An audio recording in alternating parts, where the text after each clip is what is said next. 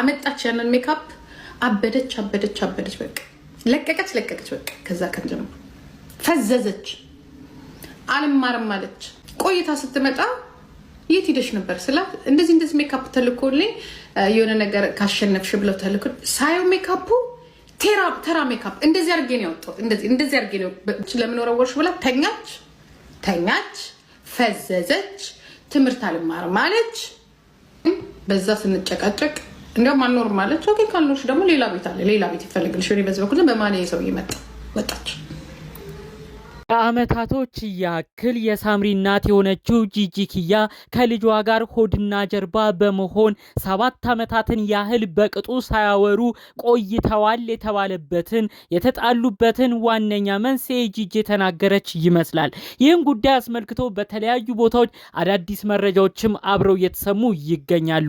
ጂጂ ከ7 አመት በፊት እጅግ ከመወዳት ከምሳሳላት ልጄ ጋር ሆድና ጀርባ ያደረገኝ ይህ ነው እያለች በቪዲዮ መግቢያ የተመለከታችሁትን ንግግር ተናግራለች። በመቀጠልም ከኔ ጋር ተጣልታ ከቤት ስትወጣም ወደዛኛው ግለሰብ ጋር ሄዳ ነው እዛው ቅልጥ ብላ የቀረችብኝ። አሁን ተመስገን በስተመጨረሻ ልጄ በኔ ቁጥጥር ስር ሆናለች፣ እኔ እጅም ገብታልኛለች ስትል መልእክቷን አስተላልፋለች። ይህን ጉዳይ አስመልክቶ በዝርዝር ከሜካፑ ጀርባ እንዲሁም ደግሞ ጂጂ ኪያ በስፋት ስትወቅስበት የነበረውን ዋነኛ ጉዳይ ከልጇ ሳምሪ ጋር ክፍተቱ እንዲሰፋም ስላደረጉት ወሳኝ ነጥቦች በላይ ስለተናገረቻቸው ጉዳዮች 3 አንኳር ነጥቦችን አስቀጥዬ አስደምጣችኋለሁ።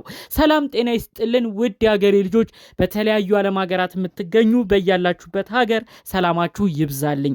ዛሬም አዳዲስ በሆኑ ጉዳዮች ብቅ ብለናል። ለዚህ ቻናል አዲስ ከሆናችሁ ሰብስክራይብ በማድረግ ሁሌ የምንለቃቸው ቪዲዮዎች እንዲደርሱ ይሁን። ቀጥታ ሚዘን ወደ መጣ ነው ዝርዝር መረጃዎቻችን እናመራለን። በቪዲዮ መግቢያ እንደተመለከታችሁት የሳምሪ እናት የሆነችው ጂጂ ኪያ አንድ ንግግር እናግራለች።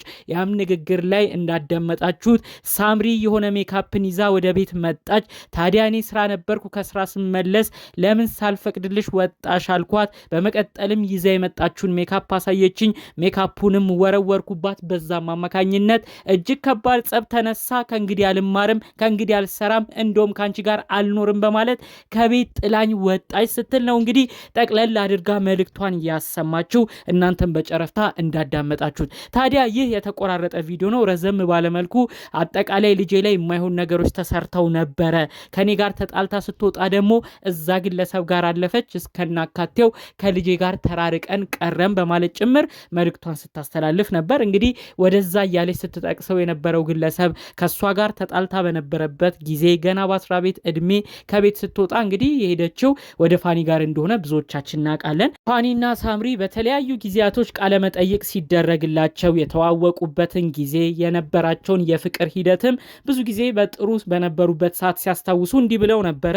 እኔና እናቴ ጥሩ ነገር ስላልነበረን ከቤት በወጣሁበት ሰዓት ከፍቶኝ በነበረበት ሰዓት ፋኑኤልን አጋጣሚ በኢንስታግራም አወራው ነበር። በመቀጠል የምንገናኝ ነበረ። ከዛ እሱ ያረፈበት ክፍል ውስጥ እኔም እንድመጣ ፈቀደልኝ። ከዛም በአንድ ክፍል ነበረ ኑሮን የጀመር ነው ብላ ሳምሪን በአንደበቷ ተናግራ ነበረ።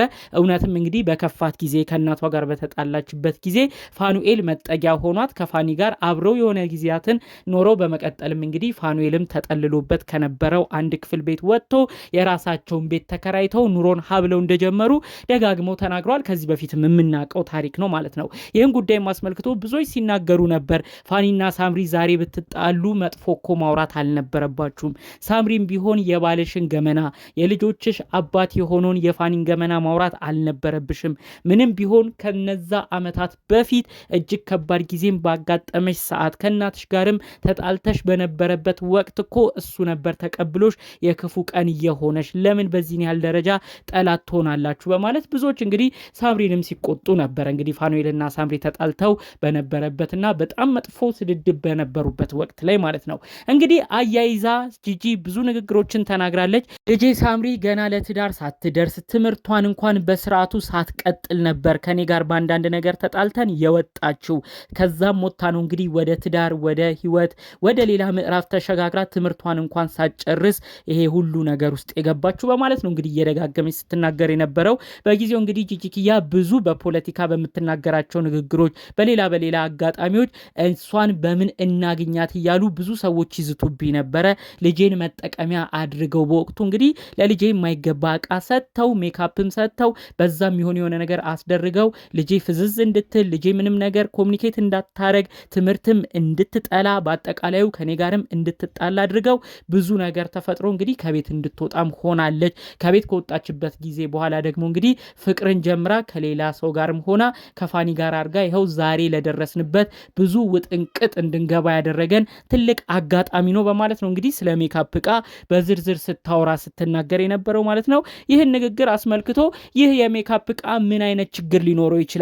እናት ጂጂኪያ አሁንም የምትናገሪው ብዙ ነገር ስሜታዊ በመሆን ነው። ከልጅሽ ሳምሪ ጋር ያሉትን ነገሮች እሰጥ አገባ ውስጥ እንድትገቡ ያደረጋችሁ ሌላ ኃይለኝነትሽ፣ ቤታችሁ የምታሳልፉት ሌሎች ነገሮች ይሆናሉ እንጂ እንዴት እናትና ልጅ በዚህ ጉዳይ ተጣሉ ተብሎ ልጅም እስከ መጨረሻው ቆርጦላት ከቤት እንዴት ትወጣለች? ቀጠልም ደግሞ እንግዲህ ያ አቋረጠች ያልሽውን ትምህርት አሁንስ እንድትቀጥል ምን እያረግሽ ነው? ይቺ ግለሰብ አሁንስ ትምህርቷን ቀጠለች ጨረሰች ወይ? በማለት ሁሉ ኮመንታቸውን ሲያስቀምጡ የነበሩ ሰዎችን መልክተናል ማለት ነው። እንግዲህ ጂጂኪያ ሰፋ ባለመልኩ እኔ ስራዬን ስል በወቅቱ እኔን የሚፈልጉ ሰዎች በልጅ አማካኝነት ብዙ ጦስ ውስጥ እንድንገባ አድርገው ትምህርት እንዲያስጠላት ሁሉ ነገር ስንክልክል እንድትል ብቻ ፍዝዝ እንድትል አድርገው ከኔም ማርቀው ህይወቷም እንዲበላሽ ለማድረግ ብዙ ነገር አድርገው ነበር። በስተመጨረሻ አሁን ልጄ ወደ እኔ ቅፍ ገብታለች እያለች ነው እንግዲህ በነበራት ላይቭ ላይ ደጋግማ ስትናገር የነበረው ማለት ነው። እንግዲህ አሁን ሳምሪ የተለያዩ ትምህርቶቿን እየተማረች እንደሆነ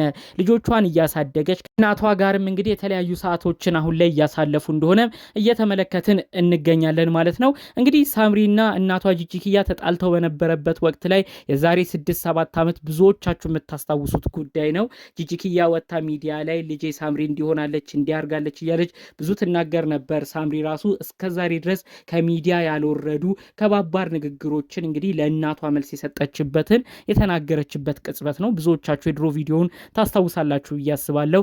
እናቷን የተሳደበች ልጅ በማለት ራሱ ብዙ ቪዲዮዎች በወቅቱ ተሰርተውበት ነበር። ዛሬ ድረስ እናቷን እኮ እንዲህ ተናግራ ነበር ዛሬ ከእናቷ ጋር እንዲገጠሙ እንጂ እያሉ ያንን ቪዲዮ በተለይ ሳምሪ በወቅቱ ተናዳ ለእናቷ ጂጂኪያ ስትመልስ የነበረባቸው ንግግሮች ብዙዎች ዛሬ ድረስ ያሰራጩታል ማለት ነው። እንግዲህ ያማለ በዚህ ፈጣሪ አምላክ እንግዲህ እናትና ልጅን ስላስማማቸው የእውነት ከልብ ደስ የሚለን ጉዳይ ነው። አንድ ነገር ግን እዚህ ጋር መረሳት የሌለበት እንዲሁም ጂጂኪያም የተናገረችው አንድ ንግግር አለ። ልጄ ሳምሪ ከኔ ጋር ተጣልታ በነበረበት ወቅት የሜካፕ እቃውን ጥዬባት በነበረበት ቅጽበት ከኔ ጋር ተኮራርፈን ሁሉንም አልፈልግም ከእንግዲህ ከእናንተ ጋር አልኑርም ብላ ከቤት የወጣች ቀን ወደ ሌላ ሰው ጋር ነው ሄደችው እዛኛው ግለሰብ ብላ ፋኑኤልን ነው ደጋግማ ስትናገሩ የነበረው። ነገር ግን እዚህ ጋር ሊታሰብበት የሚገባ አንድ ወሳኝ ነጥብ አለ። ፋኑኤል በወቅቱ እሷን ተቀብሎ ወደ ሌላ መጥፎ ቦታ እንዳትሄድ፣ ወደ ሌላ መጥፎ ጎዳና እንዳታመራ፣ ህይወትን አዲስ ኑሮን ሀብላ እንድትጀምር ጥሩ ምክንያት ሆኗታል ብዬ አስባለሁ። ከዚህ በከፋ መልኩ እሷ ከወላጆቿ ጋር ስትወጣ ከጂጂ ጋር ስትለይ ወደ ሌላ መጥፎ ጓደኞች ብታመራ ሳምሪ ዛሬ ላይ በጣም የተበላሸ መንገድ ውስጥ ልትገባ ትችል ይሆን ነበር። ነገር ግን ከፋኑኤል ጋር በመገናኘታቸው ይኸው ልጆች ማፍራት ችለዋል። ምንም ቢሆን እንግዲህ አሁን ቢለያዩም ለ7 ዓመት ለ8 ዓመት ጥሩ የተባለ የፍቅር ግንኙነት ውስጥ ኖራ ቤተሰብ መስርታ ጥሩ ትዳር ህይወትንም መርታ መቆየቷም በዚሁ መታወስ አለበትና እንደ መጥፎ አጋጣሚም ብቻ መወሰድ አለበት ብዬ አላስብም። በወቅቱ ትምህርት ማቋረጧ እንደ እናት ጂጂኪያ ሊያናድር ሊያስከፋ ይችላል። ነገር ግን እንግዲህ ሴት ልጅ ከቤት ስትወጣ ደግሞ እሷን የሚንከባከብ እሷን ጠብቆ እስከዛሬ ለጥሩ ጎዳና በጥሩ መስመር እንድትጓዝ ማድረግ ለቻለ ሰው ከጀርባ ላለ ሰው ግን ይህንንም ማሰብና ክሬዲት መስጠት ያስፈልጋል ብዬ አስባለሁ። ለሁል ጊዜውም እኔ መናገር በስተመጨረሻ ማለት የምፈልገውም ፋኒና ሳምሪ ገና በልጅነት እድሜያቸው የተገናኙ ናቸው። ገና በ10 ቤት እድሜ ምንም ሳይኖራቸው ሀብት ሳያፈሩ ነው ተዋውቀው ለጥሩ ነገር ደርሰው የነበረው። በስተመጨረሻ መጨረሻቸው መለያየት ቢሆንም 2 ልጆችን አፍርተዋል። ስለዚህ ነገ በልጆቻቸው የሚገናኙ ሊሆኑ ይችላሉ። ፈጣሪ አምላክ የሚያመጣው ነገር አይታወቅም። ተስማምተውም ልንመለከታቸው እንችላለን። ፈጣሪ አምላክ እሱን ነገር እንዲያሳየን የእውነት ከልብ እመኝላቸዋለሁ። ቢቻል አብረው አንድ ቢሆኑ፣ ካልሆነም ግን ለጋራ ልጃቸው ሲባል ያሳለፉትን እነዛን ከባድ ጊዜያት በማስታወስ እንደ ቤተሰብ ተከባብረው እንዲኖሩ የእውነት ከልብ መልእክቴን ማስተላለፍ እንፈልጋለሁ። ጥሩ ምኞቴም ነው። በዚሁ አጠቃላይ እንግዲህ ጠቅለል ባሉ መረጃዎቼ ለዛሬ ይዤ የመጣሁት ይህን ይመስል ነበር። በሌሎች ቪዲዮቻችን እስክንገናኝ ሰላሙን ሁሉ ተመኘውላችሁ። ሰላም